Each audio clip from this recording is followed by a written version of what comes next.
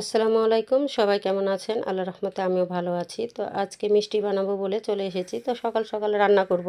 তো আজকে সবাই বলছে যে আলু দিয়ে ডিমের ঘাঁটি করেন। তো আমি চলে এসেছি আলু দিয়ে ডিমের ঘাঁটি রান্না করতে।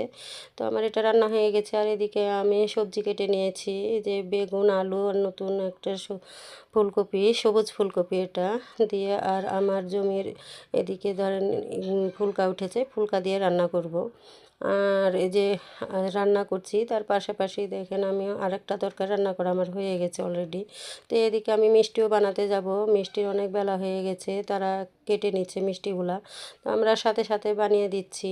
আর এদিকে অনেক মিষ্টি বানানো হয়ে গেছে অলরেডি। তো মিষ্টিগুলা আজ আমাদের বিয়েবাড়ির কিছু আয়োজন আছে, তো বিয়েবাড়িতে এই মিষ্টিটা যাবে। দেখতে পাচ্ছেন মিষ্টিটা কিন্তু খুব সুন্দর হয়েছে, দেখতেও কিন্তু লোভনীয় লাগছে। আর এদিকে এটা পঞ্চের মিষ্টি, মিষ্টিটা কিন্তু এটা আমার দোকানে বিক্রি করা হবে।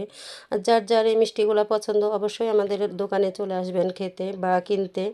আর এদিকে আমরা অনেক কাজ করব বলে দুইটা চুলা জ্বেলে দিয়েছি। তো পাশাপাশি দুইটা চুলাতেই আমাদের মিষ্টি দেওয়া হয়েছে।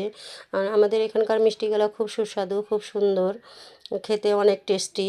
যাদের মিষ্টি খেতে ভালো লাগে তারা অবশ্যই আমাদের বাসায় চলে আসবেন। আর এদিকে আমার ছেলে পাউরুটি খাবে বলে একটা পাউরুটি পুড়িয়ে দিয়েছি, সে তরকারি দিয়ে খাচ্ছে। আর পাশাপাশি এদিকে আমাদের ঘোষ চলে এসছে দুধ দোয়াতে। তো ঘোষের কাছ থেকে আমি দুধটাও মেপে নিলাম, দেখে নিলাম এটি। আর এদিকে সবজি দিয়ে আমি মটরশুঁটি রান্না করব, খিচুড়িতেও দেবো। তো একসঙ্গে মটরশুঁটিগুলো বেছে নিয়েছে। আর এদিকে দেখতে পাচ্ছেন আর একটা মিষ্টি নেমে গেছে। মিষ্টিগুলো কিন্তু খুবই সুন্দর হয়েছে, দেখতেও কালারটা কিন্তু খুব জোশ লাগছে।